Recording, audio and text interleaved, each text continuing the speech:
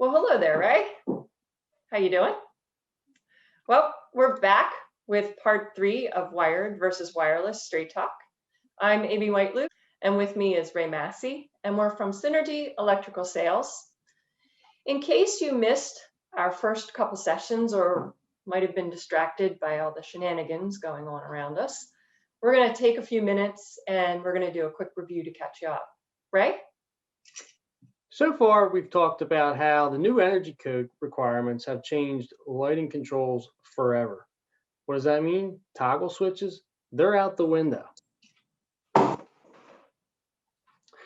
We've talked about Vive's truly wireless lighting control solution, how it meets code compliance, and the battery-powered occupancy sensors and controls, why they make the system the best choice. Amy, did I say batteries again? Yep. You did, but folks, the batteries in Lutron's devices last for a minimum of 10 years. Not up to 10 years, not maybe 10 years, a minimum. No doubt, no extra thought, and it's the batteries that give Vive built-in flexibility. Whether you're a designer, a contractor, installer, or owner, Vive's wireless devices save time and money on your projects again and again. Today, we're going to look at some of the other parts and pieces of Vive that can expand your system and help you cover all of the space type requirements, such as the Vive receptacle. We'll show you line voltage dimmers and switches that talk about maybe where they're handy, and we're going to cover some of the unique details of the Vive power packs that could be useful, and you could apply it to some of your projects. Ray, that's a lot. Let's get rolling. Let's start with the Vive receptacle. I think this surprises a lot of people because of how versatile it is, yet the concept is so simple. ASHRAE requires 50% receptacle control, and even though your state or city may have adopted IECC, it's not uncommon for the mechanical engineers to design the ASHRAE as an alternate compliance path, and then the electrical engineers follow suit. So you could do that two ways. You can use a 20-amp power pack mounted to a junction box, which is more material, more labor, and it must be accessible. Or you can use the wireless intelligent receptacle, wires like any other receptacle, and can even control devices downstream of that. It's that simple. Voila, you have a receptacle that can be controlled by a wireless occupancy sensor. And one more thing, simple push button programming from the front of the device. Since we're on the subject of line voltage devices, let's take a quick look at the Vive dimmers and switches.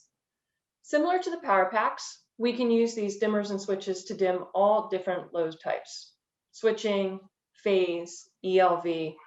And with single button programming, you can talk to an occupancy sensor, a daylight sensor, or maybe a 3-way Pico control.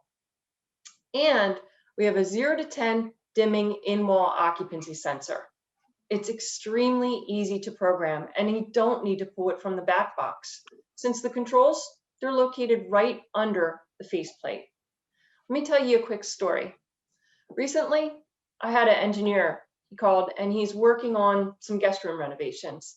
They have a master switch by the door and 3-way switches by the beds. The redesign involved moving around some furniture. And after all of that was done, the 3-ways by the beds, they were no longer in the right place. So instead of pulling new wire, installing new back boxes, and making a general mess of things, they can use the Vive dimmer at the main and 2 Picos at the bedside. Easy peasy. So Ray, should we use a fancy word now to get along with things? Pivot? Like a basketball pivot foot? No hoop. Oh, like switching subjects. Switching subjects. There's 2 common UL 924 compliant ways to control your emergency lights. You could do it with your normal control device and a bypass device, or you can do it with a Red Label Vive Power Pack. When you use this bypass device, it requires an unswitch hot, which is another circuit, and it's more labor for the contractor. When you use the Red Label Power Pack, it just looks for a blip in power when the generator transfers over. So it's one less circuit you have to bring to the device.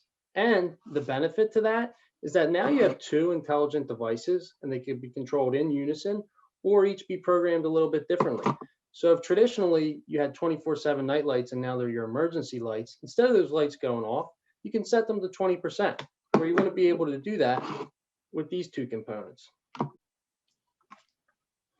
For a deeper dive into the Red Label PowerPack, check out our supplemental video on Synergy's YouTube channel.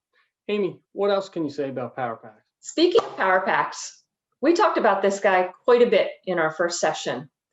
They come in all different flavors and load capacities to meet all your switching and dimming type requirements. They communicate to wireless input devices, Lutron's occupancy sensors, the Picos, daylight sensors, using Lutron's Clear Connect RF technology.